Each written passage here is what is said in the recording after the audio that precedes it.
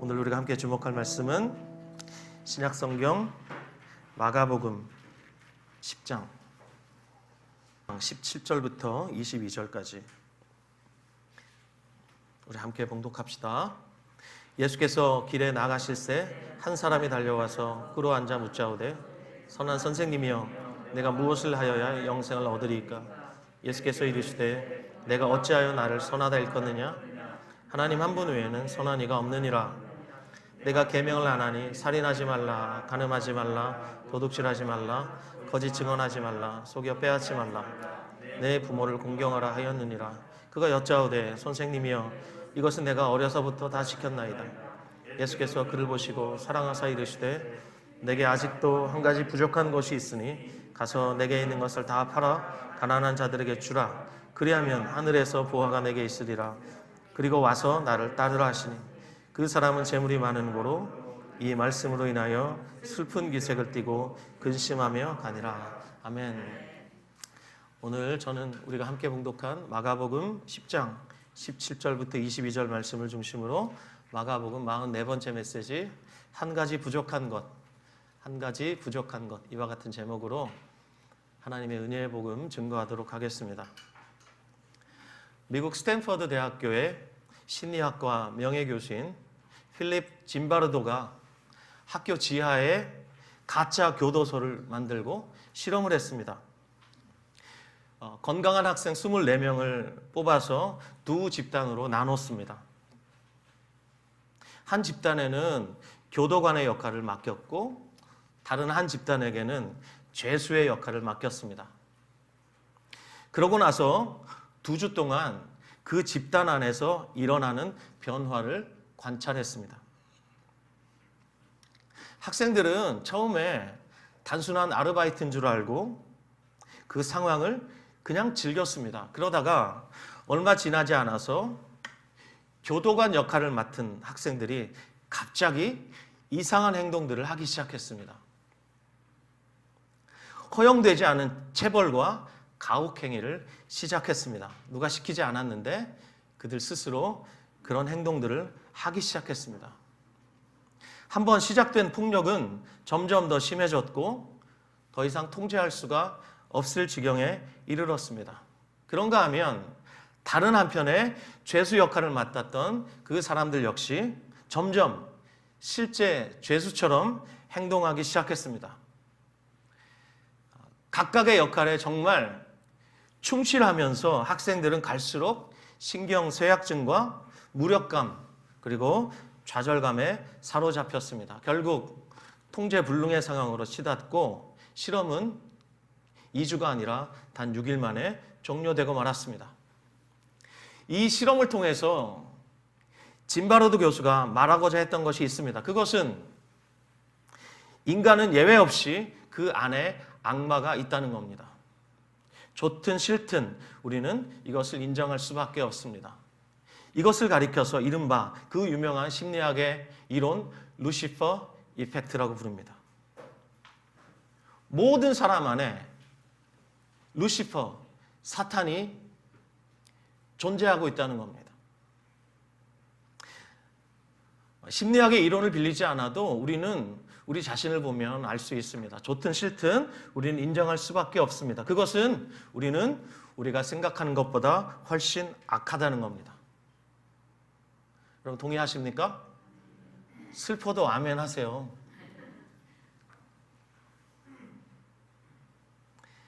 지금 단지 양심에 의해서 그리고 법에 의해서 우리가 받아온 교육에 의해서 혹은 그리스도인인 저와 여러분 하나님의 말씀에 의해서 억제되고 있을 뿐입니다. 상황과 조건만 주어지면 죄는 언제든지 화산처럼 분출할 수 있습니다. 그래서 로마서 3장 10절, 11절, 12절은 이렇게 말씀합니다. 기록된 바 의인은 없나니 하나도 없으며 깨닫는 자도 없고 하나님을 찾는 자도 없고 다 치우쳐 함께 무익하게 되고 선을 행하는 자는 없나니 하나도 없도다. 하나님 없는 인생이 이렇게 삽니다. 선을 행할 수 없습니다. 하나님 없인 절대로 선을 행할 수 없습니다. 우리가 휴머니즘을 가치 있게 보지만 하나님 보실 때 휴머니즘이 얼마나 가치가 있을까요? 오늘 본문 17절에 한 사람이 달려와서 예수님 앞에 꿇어 앉습니다. 마가는 이 사람을 단지 한 사람이라고 기록해 놓았죠. 그런데 오늘 우리가 보고 있는 이 사건은 마태복음, 마가복음, 누가복음, 소위 공관복음이라고 하는 이 세 복음서에 동일하게 기록되어 있습니다. 마가는 이 사람을 그냥 한 사람이라고 기록해 놓았고, 마태는 한 청년이라고 기록해 놓았고, 누가는 한 관원이라고 기록해 놓았습니다. 이렇게 이 사람의 신분을 각각 다르게 표현했지만 이 사람의 공통점이 있습니다. 그건 바로 이 사람이 재물이 많은 큰 부자였다는 사실이에요. 예수님 당시 부자는 하나님께 큰 축복을 받은 사람으로 여겨졌습니다. 그리고 부자야말로 당연히 천국에 갈 사람이었습니다. 반면에 예수님 당시 가난한 사람은 하나님께 저주받은 사람으로 여겨졌습니다. 당시 사람들이 그렇게 생각하고 있었어요. 그런데 오늘 본문을 보면 당연히 천국에 갈 사람이 예수님께 와서 묻죠. 뭐라고 물어요? 선한 선생님이요, 내가 무엇을 해야 영생을 얻겠습니까? 당연히 천국에 갈 사람이 지금 어떻게 해야 천국에 갈 수 있겠습니까? 라고 물어보고 있는 거예요. 그가 얼마나 영생에 관해 진지하게 고민했는지 우리는 알 수 있습니다. 무엇보다 그가 달려와서 꿇어 앉았다는 것을 볼 때 그는 그 진지함과 함께 갈급함과 겸손함마저 갖추고 있다는 것을 알 수 있습니다. 자, 그의 질문을 가만히 생각해 보십시오. 선한 선생님, 내가 무엇을 하여야 영생을 얻겠습니까? 여러분, 이 질문을 읽으시면서 이상한 점을 발견하지 못하십니까? 뭔가 이상한 점을 발견하셔야 돼요. 여러분 안에서 막 이상한 점이 막 나와야 돼요. 그게 뭐냐면 이 사람이 영생을 행위로 얻고자 한다는 거예요. 동의하실 수 있겠습니까? 이 사람이 지금 영생을, 즉 구원을 행위로 얻으려 한다는 거예요. 우리가 잘 아는 말씀, 에베소서 2장 8절 9절 말씀 제가 읽어드리겠습니다. 너희는 그 은혜에 의하여 믿음으로 말미암아 구원을 받았으니 이것은 너희에게서 난 것이 아니요. 자, 이것은 너희에게서 난 것이 아니다. 이것은 바로 구원을 가리키는 겁니다. 이 구원은 너희에게서 난 것이 아니다. 은혜에 의하여 믿음으로 하나님으로부터 받은 선물이다. 이렇게 말씀합니다. 그래서 행위에서 난 것이 아니니 이는 누구든지 자랑하지 못하게 함이라. 여러분, 구원은 하나님의 선물입니다. 구원은 믿음을 통해 은혜로 얻습니다. 행위에서 난 것이 아니기 때문에 그 누구도 하나님 앞에서 자기 행위를 자랑할 수 없습니다. 한번 따라 하시겠습니까? 은혜란 받을 자격이 전혀 없는 자에게, 갚을 능력이 전혀 없는 자에게 값없이 주시는 선물이다. 다시 한번요. 은혜란 받을 자격이 전혀 없는 자에게, 갚을 능력이 전혀 없는 자에게 값없이 주시는 선물이다. 그래서 은혜로 구원을 얻은 자는 절대로 자랑할 수 없습니다. 자기의 행위를 자랑할 수가 없습니다. 또 이 은혜는 갚을 수 없는 것이기 때문에 은혜 갚은 까치처럼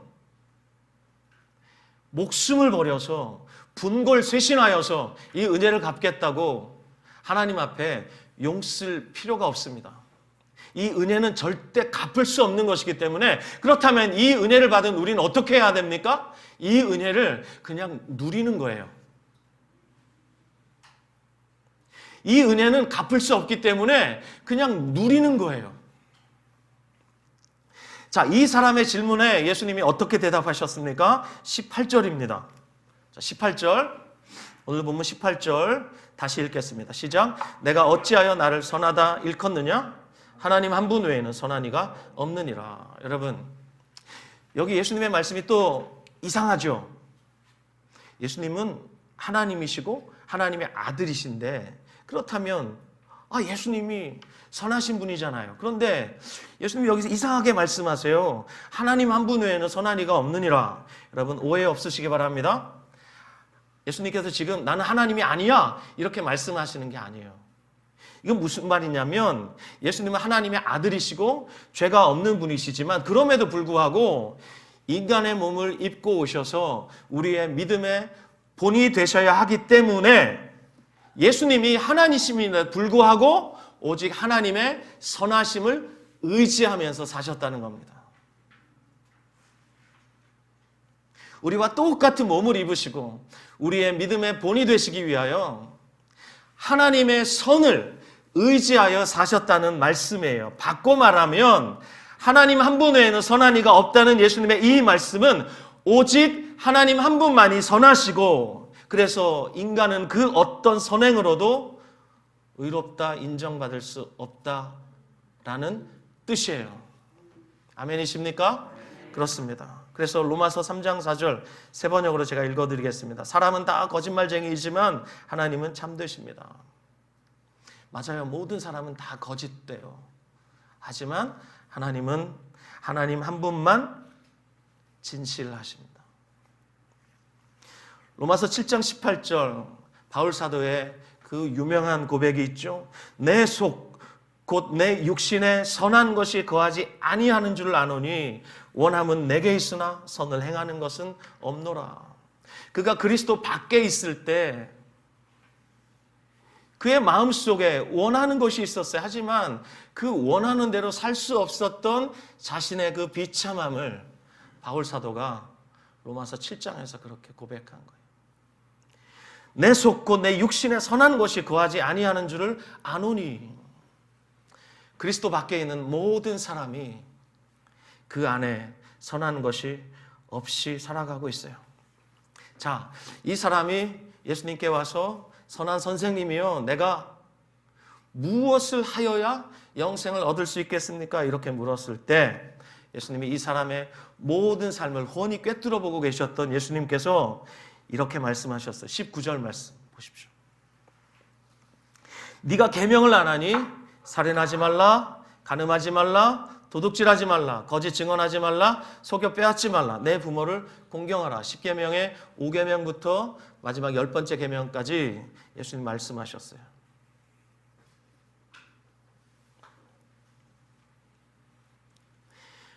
예수님이 이렇게 말씀하시니까 이 사람이 어떻게 대답해요? 20절로 대답하죠. 자, 20절 말씀 같이 읽어요. 시작. 와, 이 사람이 이렇게 말해요. 다 지켰습니다.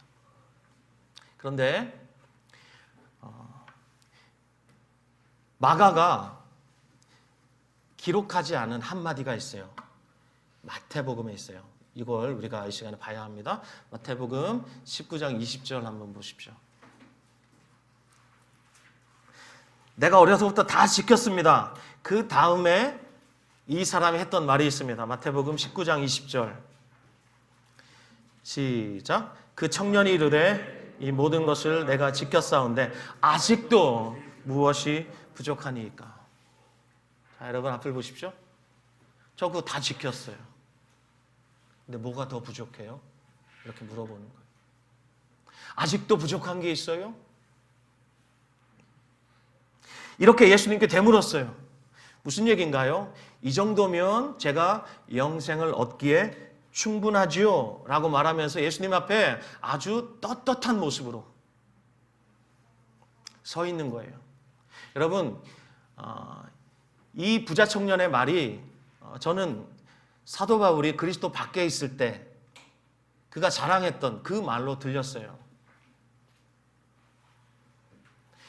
빌립보서 3장 4절부터 6절 말씀 보면 제가 읽어드리겠습니다. 그러나 나도 육체를 신뢰할 만하며.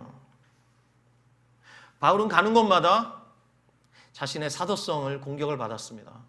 저 가짜 사도야. 그래서 바울은 어쩔 수 없이 자기 자신을 변호할 수밖에 없었는데 바울이 참다 못해서 한마디 한 것입니다. 그래? 그렇다면 나도 한마디 하자. 나도 육체를 신뢰할 만하다. 들어봐라 얘들아. 그러면서 뭐라고 말하냐면 다른 이가 육체를 신뢰할 만한 것이 있는 줄로 생각하면 나는 더욱 그러하다. 나는 8일 만에 할례를 받고 이스라엘 족속이고 베냐민 지파다. 여러분 베냐민 지파가 어떤 지파예요? 왕을 배출한 지파예요. 히브리인 중에 히브리인이고 율법으로는 바리새인이다. 그리고 열심으로는 교회를 박해했고 놀랍게도 내가 율법의 의로는 흠이 없다 이렇게 말했어요. 나는 정통 유대인이고 너희들이 나를 힐난하는데 나는 정통 유대인이야. 그런데 나는 너희보다 율법의 의로는 더 의로워. 너희들은 율법의 의로 흠이 있는지 모르겠지만 나는 흠이 없어. 그만큼 바울 사도는 말입니다, 여러분. 그 당시 모든 바리새인들을 샅샅이 뒤져봐도 바울 사도처럼 율법의 의로 흠이 없는 사람이 없었어요. 그런 사람이에요, 바울 사도가. 이 부자 청년이 지금 예수님께 와서 하는 말이 뭐예요? 부족한 게 더 있습니까? 저 다 지켰습니다. 이렇게 말하는 거예요. 구원의 굿자도 모르는 그를 향해서 예수님이 말씀하시죠. 자, 여러분 이제 본문 21절 말씀을 보실 텐데 21절 말씀에 마가복음에만 기록된 단어 하나가 있습니다. 여러분 이 단어를 잊으시면 안 됩니다. 오늘 일부 섬김 예배 때 한 분이 이 단어에 그냥 깨졌어요. 예배를 마쳤는데도 일어나지를 못하시고 계속 그 마음에 이 단어가 그냥 꽂혀가지고 한참을 앉아 계시더라고요. 자, 21절 시작. 예수께서 그를 보시고 사랑하사 이르시되 내게 아직도 한 가지 부족한 것이 있으니 가서 내게 있는 것을 다 팔아 가난한 자들에게 주라. 그리하면 하늘에서 부화가 내게 있으리라. 그리고 와서 나를 따르라 하시네요. 마가만 기록한 단어가 있어요. 그것이 무엇일까요, 여러분? 사랑이에요. 사랑. 내게 아직도 한 가지 부족한 게 있다. 가서 내게 있는 것을 다 팔아서 가난한 자들에게 주고 그러면 너에게 하늘에서 보화가 있을 것이고 그리고 너는 나를 따르라. 주님 너무 심한 말씀 아니에요? 라는 저항심이 생길 수 있어요. 그런데 이 말씀은 예수님이 그 사람을 사랑하셔서 하신 말씀이에요. 여러분 진정한 사랑은 무엇입니까? 진정한 사랑은 그 대상을 이용하지 않는 것입니다. 있는 모습 그대로 받아줍니다. 그리고 사랑하는 그 대상을 위해서 가장 좋은 것을 줍니다. 사랑은 심지어 목숨까지 내어주죠. 예수님은 이 사람을 위해서 목숨 버리셨어요. 그렇기 때문에 지금 이 사람에게 너의 가진 재물을 다 팔아라. 그리고 너는 나를 따르라 하신 이 말씀은 그 사람을 향한 사랑의 메시지라는 것을 우리가 잊지 말아야 합니다.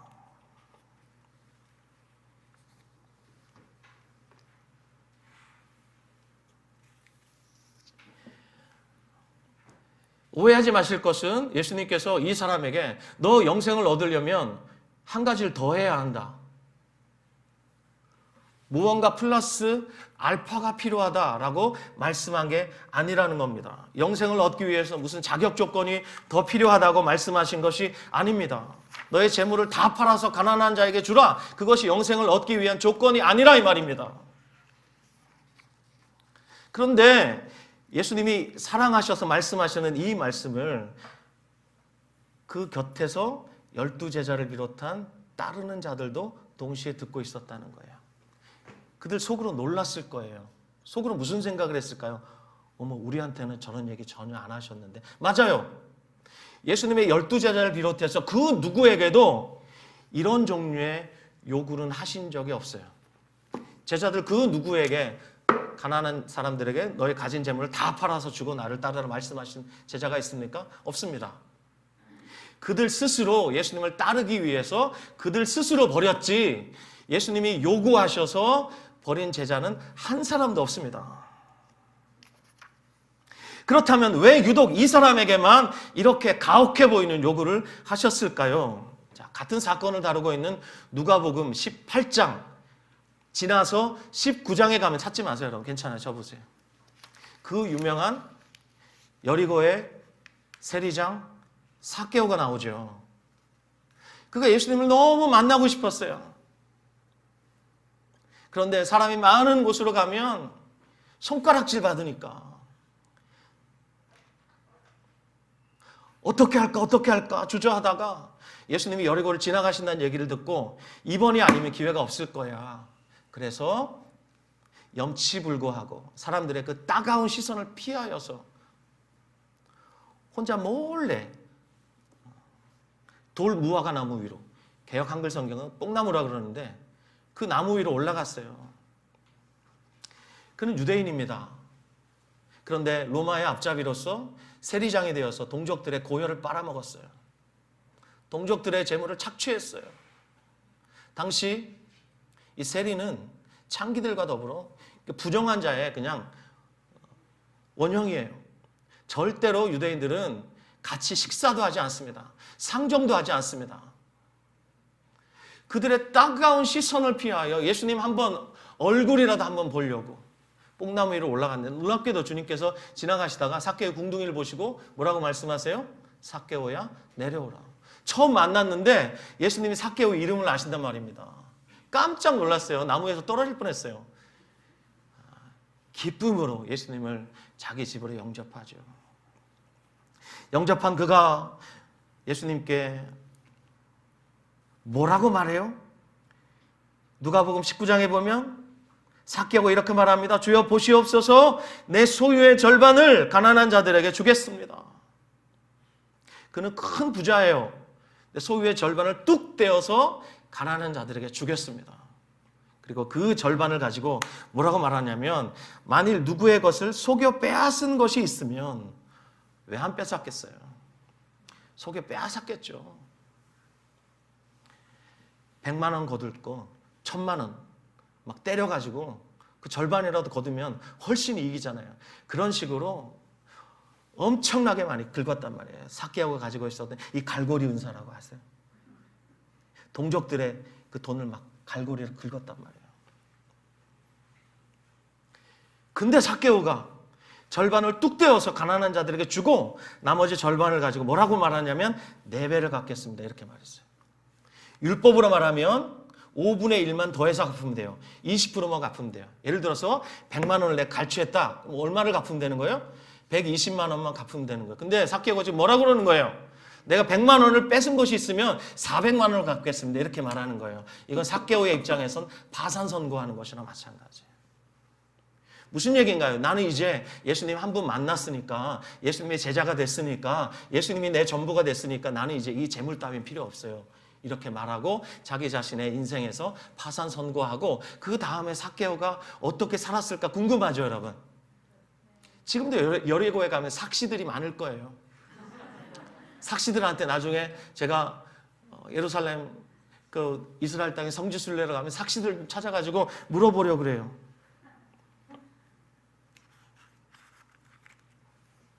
그런데 오늘 본문에 등장하는 이 사람은 예수님 앞에서 어떻게 반응했죠? 결론이 뭐예요?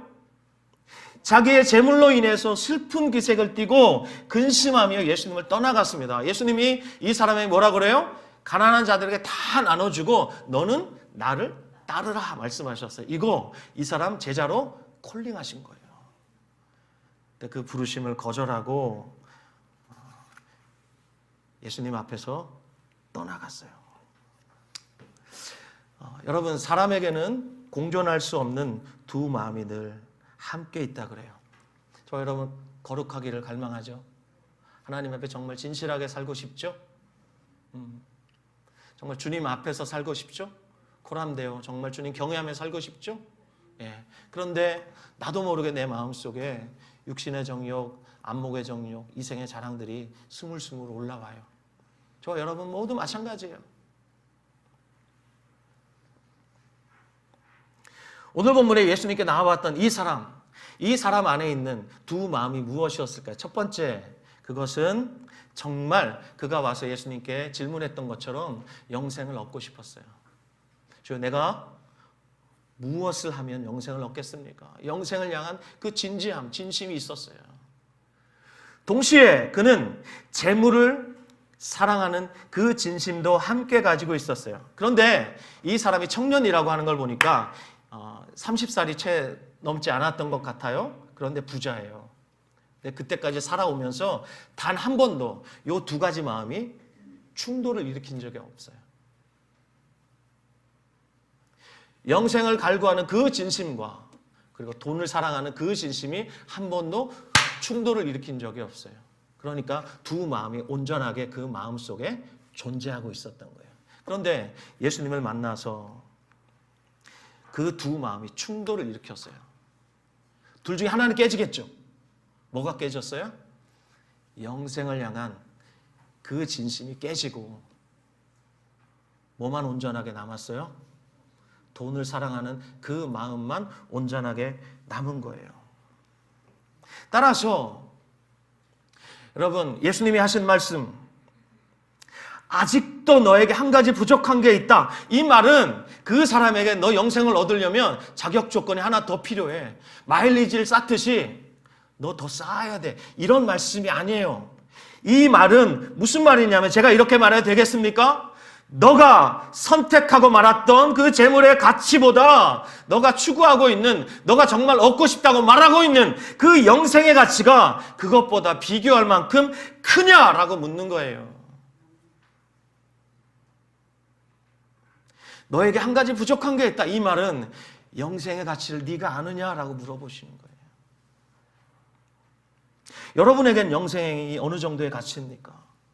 요한복음 3장 16절 우리 함께 암송할까요? 시작. 하나님이 세상을 이처럼 사랑하사 독생자를 주셨으니 이는 저를 믿는 자마다 멸망하지 않고 영생을 얻게 하려 하심이라. 여러분, 우리에게 영생을 값없는 선물로 주시기 위해 하나님이 그 아들을 희생하셨다는 사실을 우리가 잊지 말아야 합니다.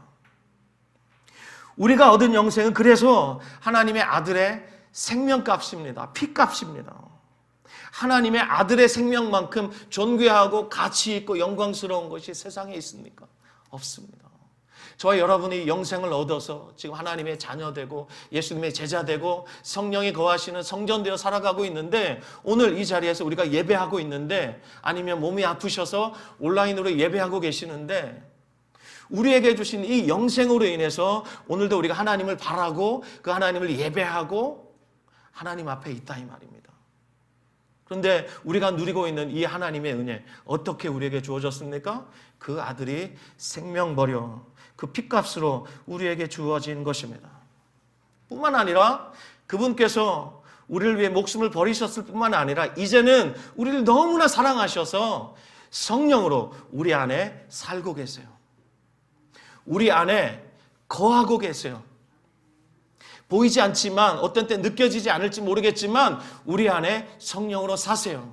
우리가 예수 그리스도를 나의 주 나의 하나님으로 고백한 그 순간부터 믿어지지 않을 만큼 너무나 가까이 우리 안에 살아 계세요. 어떤 분의 표현을 빌리면 시퍼렇게 살아 계세요. 우리 안에 영으로 사시는 예수님 어떤 분이십니까? 온 세상을 창조하신 하나님이시고 뿐만 아니라 온 세상을 통치하시는, 온 세상보다 크신 하나님이에요. 여러분 생각해 보세요. 그 크신 하나님이, 온 세상보다 크신 하나님이 저와 여러분 안에 사신다면 우리는 어떤 존재인가?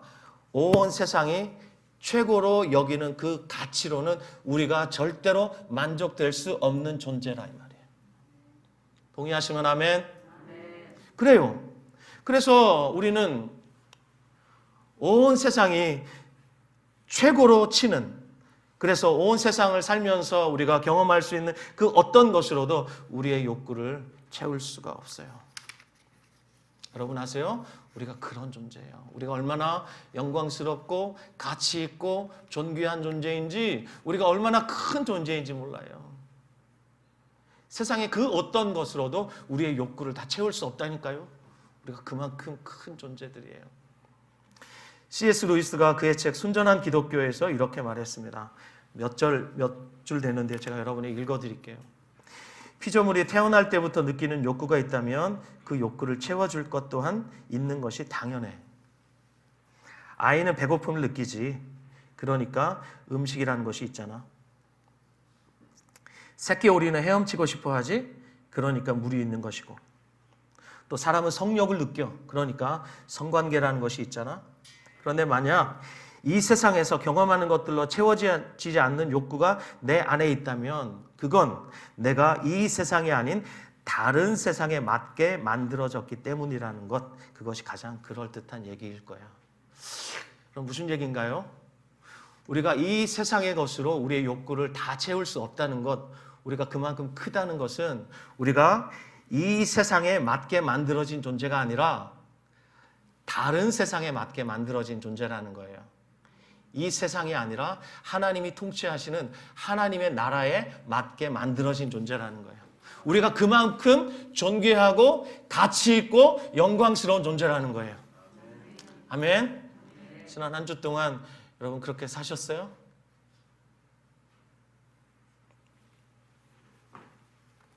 빌립보서 2장 12절은 그래서 이렇게 말씀합니다. 나의 사랑하는 자들아, 너희가 나 있을 때뿐 아니라 더욱 나 없을 때에도 항상 복종하여 들었고 떨림으로 너희 구원을 이루라. 이미 구원받은 그들이지만 그들에게 뭐라 그래요? 두렵고 떨림으로 너희 구원을 이루라. 이렇게 말했어요.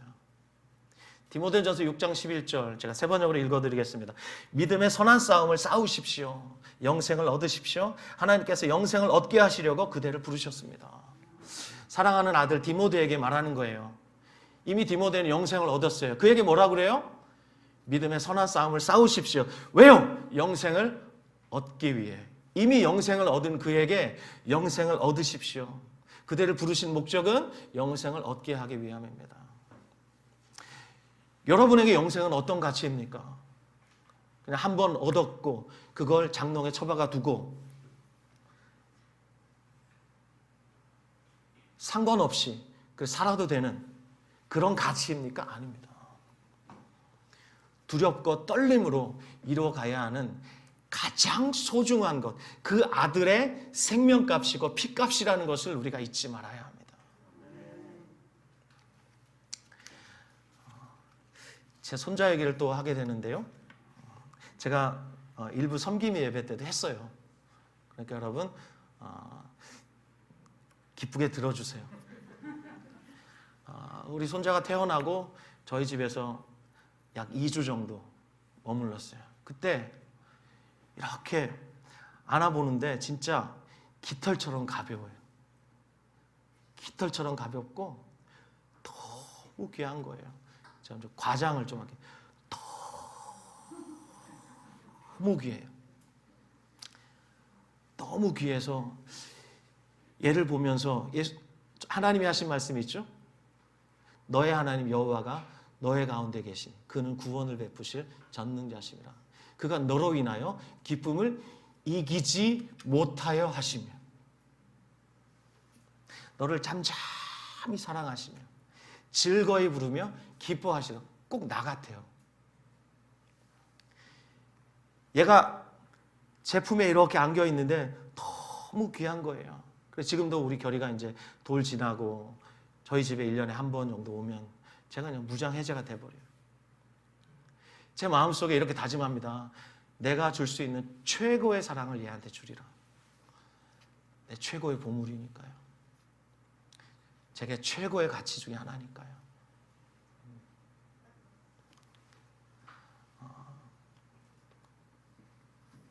그래서 2주 동안 돌보다가 이제 우리 딸이 선교사니까 공동체로 가야죠. 제가 걔를 안고 주차장으로 내려가서 이렇게 아이를 넘겨주는데 저도 모르게 그냥 눈물이 펑펑펑 쏟아지는 거예요. 등신 같죠? 그래요. 하나님이 우리에게 주신 영생이 그런 거예요. 최고의 가치. 그렇다면 여러분, 우리가 이 땅을 어떻게 살아가야 돼요? 가치 있게 살아야 돼요. 영광스럽게 살아야 돼요. 존귀하게 살아야 돼요. 여러분 주변 분들 한번 보세요. 정말 영광스럽고 가치 있고 존귀한 분들입니다. 자, 그분들에게 이렇게 인사해 주세요. 이번 한 주 영광스럽고 존귀하고 가치 있게 사십시오. 이렇게 말해 주세요.